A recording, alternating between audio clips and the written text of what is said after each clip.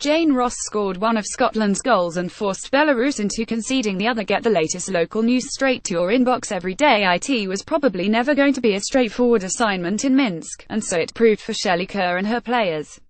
Nevertheless, the Scotland squad go into Tuesday night's second Group 2 game against Albania in Paisley with 3 World Cup qualifying group points safely bagged.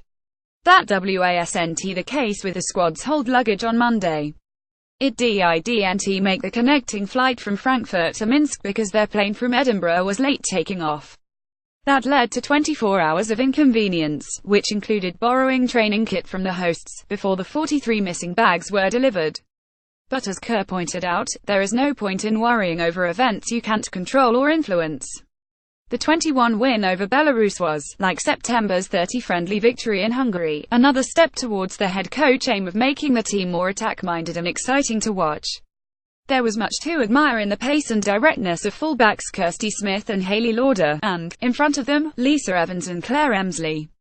The stats confirm that Scotland were by far the better team, but had it not been for Jane Ross, who scored her 52nd international goal and forced Belarus into conceding Scotland's winner, the outcome might not have been so favourable.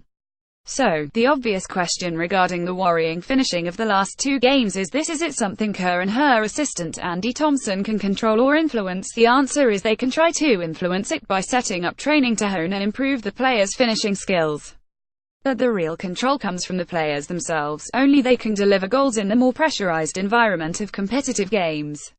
Even those who believed the Football Association were making a real hash of handling the Mark Sampson fiasco were taken aback at evidence presented to the UK Parliament's Digital, Culture, Sport and Media Committee on Wednesday.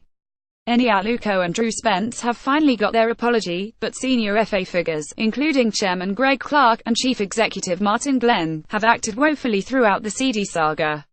Nor can those England players who made a public and embarrassing show of support for Sampson last month look back on their betrayal of Aluko and Spence with any pride.